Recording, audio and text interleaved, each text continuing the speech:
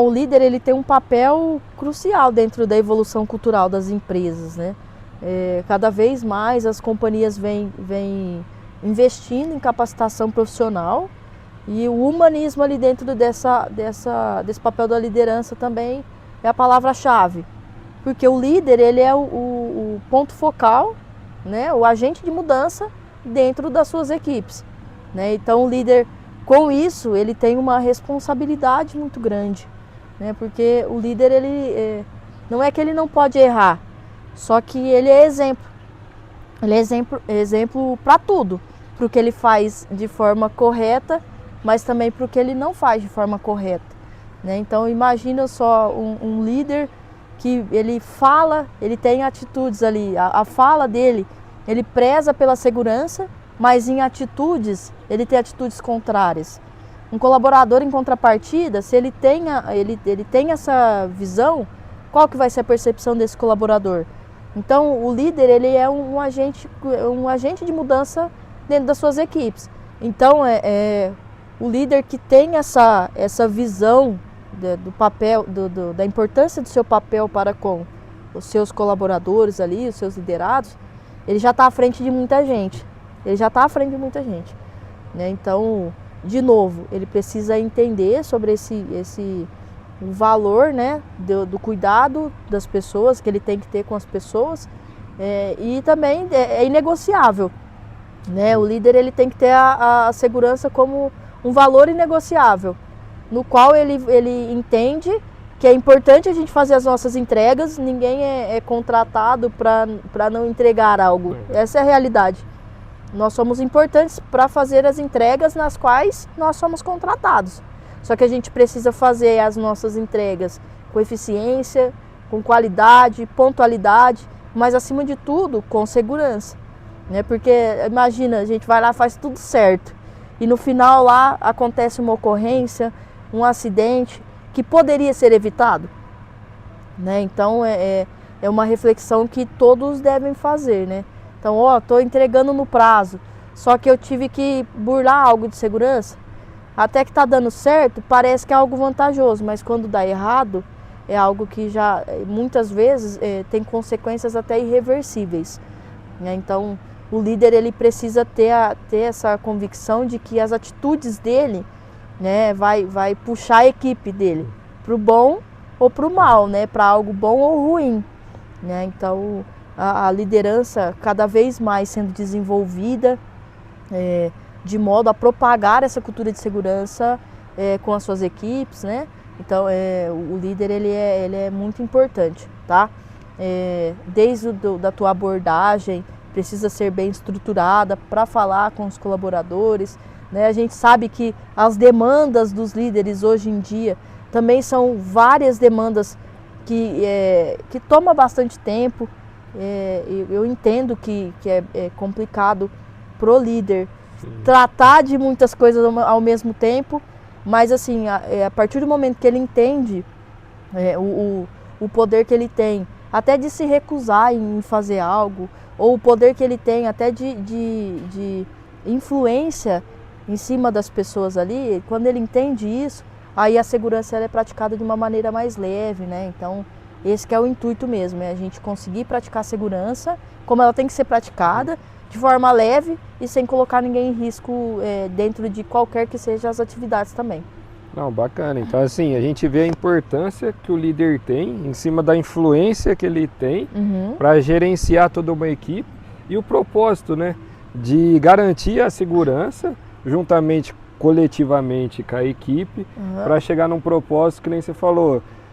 Chegou no final do turno, no final do dia, ou final de uma safra, no final de um ano, com as metas atingidas e no propósito maior que as pessoas bem. Exato, exatamente. E isso é bacana. E você usa alguma métrica, alguma plataforma ou alguma tecnologia que ajuda nessa direcionamento ou até mesmo para treinamento para essa liderança? Nós temos treinamentos de evolução cultural que são oferecidos para as companhias. Só que assim, a evolução cultural ela é uma junção de várias metodologias, né? Desde metodologias de observação de desvios, que são registrados dentro dos sistemas das companhias, né? Para que a gente consiga entender, eu estou tendo maior desvio em determinado setor, é mais relacionado ao não uso de uma luva e assim por diante. Então, existem dashboards que são realizados, são elaborados para que a gente consiga ter essa visibilidade. Então, Pedrão, as ferramentas, elas são importantes, né? É uma junção de ferramentas. Você pode ter a métrica para você levantar os desvios de acordo com a área, qual que é o maior número de desvio que está tendo, é EPI, eu estou tendo desvio de procedimento e assim por diante. Existem métricas também que são da liderança, né? Então, rotas de segurança para verificar equipamentos, a parte da indústria, por setor. Existem auditorias que são realizadas de maneira cruzada, então o gestor vai na outra área para fazer uma auditoria de segurança. Isso quebra um pouco daquela visão de paisagem, né? Então, essa é outra ferramenta. Tem ferramentas que são disponibilizadas também para os colaboradores, onde eles conseguem relatar algum tipo de desvio, né? Desvio de pessoas, né? Não com o intuito de identificar a pessoa que está cometendo desvio, mas que para levantar o desvio que está sendo praticado mesmo, ou até mesmo oportunidade de melhoria de máquina, equipamento. Uma máquina sem proteção, a pessoa vai lá e comunica isso através de uma ferramenta, né? Então, as empresas, elas têm essas ferramentas também.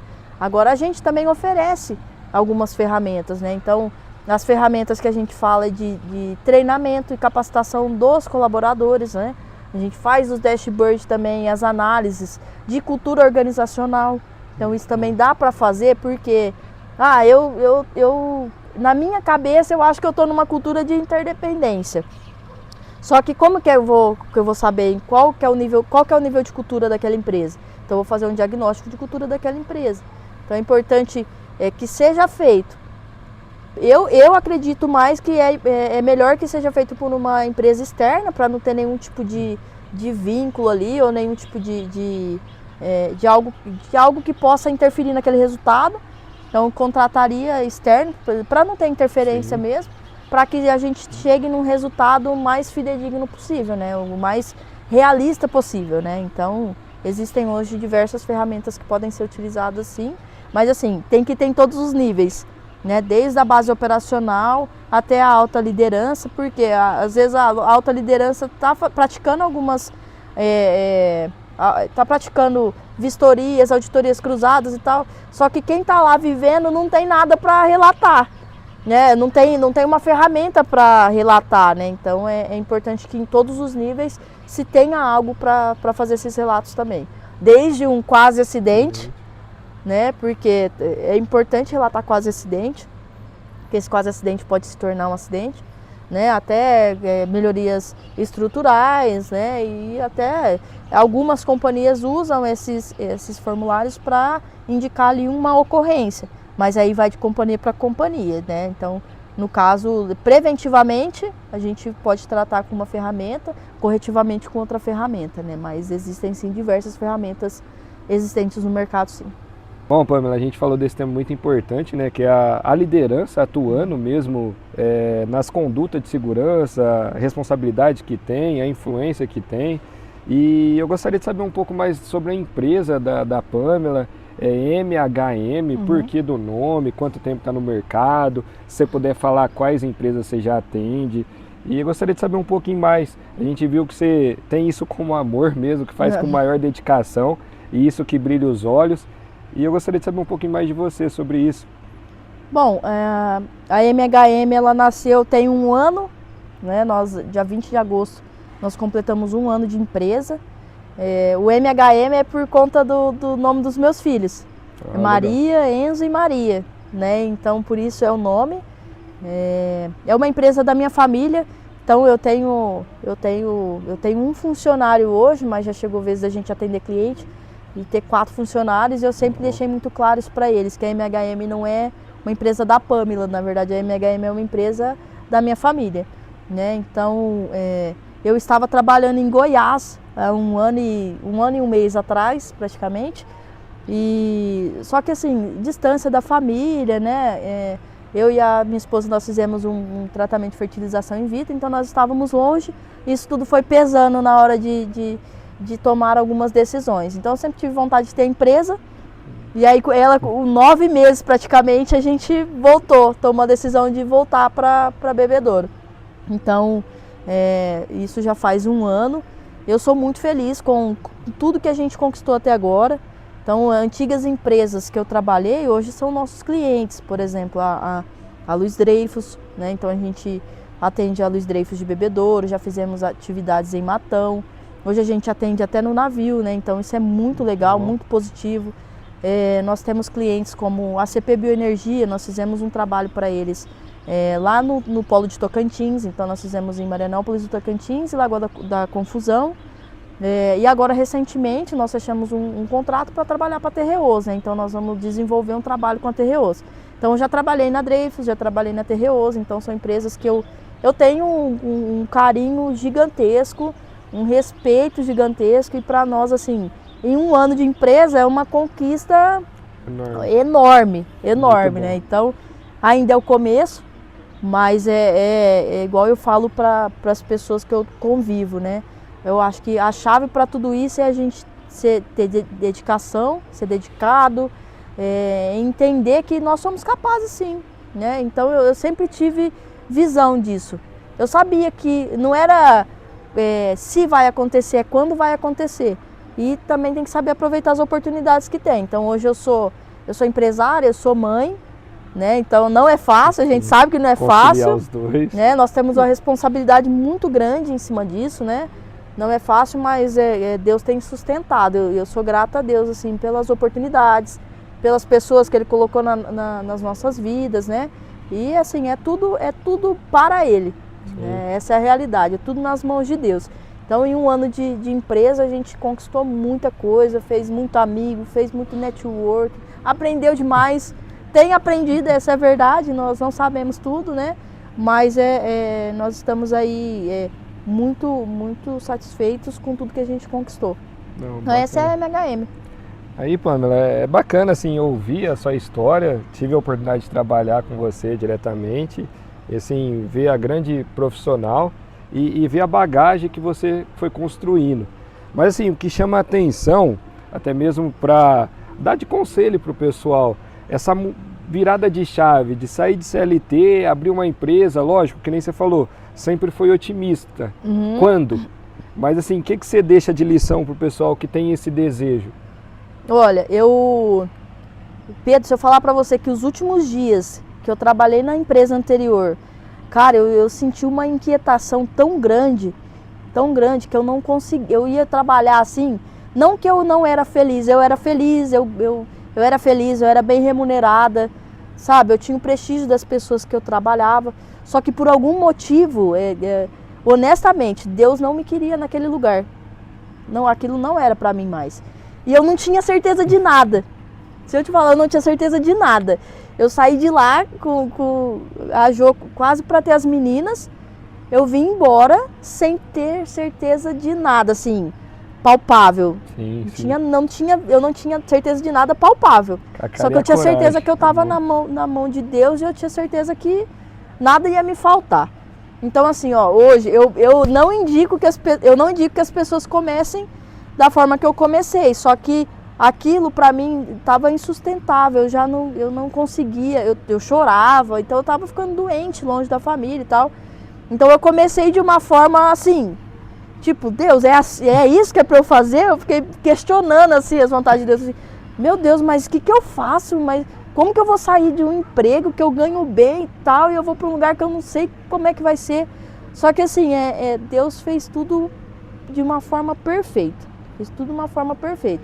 O que eu indico para as pessoas? Eu escuto muita gente falando, eu queria abrir uma empresa, eu queria não sei o quê, eu queria... Só que assim, em falas, né? Em atitudes não praticam.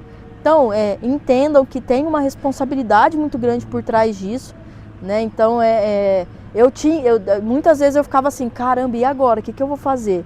Só que assim, eu fui muito privilegiada por Deus, assim, eu não tive sorte, só que eu nunca fui aquela pessoa de escolher, né? Então já chegou a vez de eu dei aula no Senac, por exemplo, já chegou a vez de eu dar treinamento numa empresa, eu sair 5 horas da manhã, chegar às 7 horas da noite, ir direto pro Senac dar aula, voltar para casa 10 e meia. No outro dia, 5 horas da manhã, saindo de casa de novo. Então assim, a gente tem que fazer acontecer e tem que ter propósito. Sim, né? Então assim, ó, eu não tenho empresa para ganhar dinheiro. Porque para ganhar dinheiro a gente ganha em qualquer lugar. Eu quero ganhar dinheiro, eu vou ter 3 empregos, né? Igual o Julius lá, né? Eu vou ter 3 empregos, eu vou ganhar dinheiro. A coisa mais fácil do mundo, e eu falo com convicção, é você ganhar dinheiro. Se quiser ganhar dinheiro, beleza. Só que eu não tenho empresa para ganhar dinheiro, eu tenho empresa porque eu tenho um propósito. Isso é bom. Né? Então, o nosso propósito é cuidar de pessoas. Né? Então, isso que deixa a gente feliz, contente. Então, se a pessoa vira para mim, eu vou abrir uma empresa porque eu tô ganhando mal, aí eu já falo, então vai lá, boa sorte. Então, boa sorte. Vai, tenha fé e boa sorte. Mas acho que esse não é o caminho. Primeiro a gente tem que gostar do que a gente faz, entender o potencial que a gente tem em cima daquilo, e com base nisso é correr atrás, é se dedicar, correr atrás, que o resto depois a gente vai construindo aos poucos, né? E outra coisa, saber onde você tá indo, porque hoje, igual eu já comentei, os meus empregadores são meus clientes.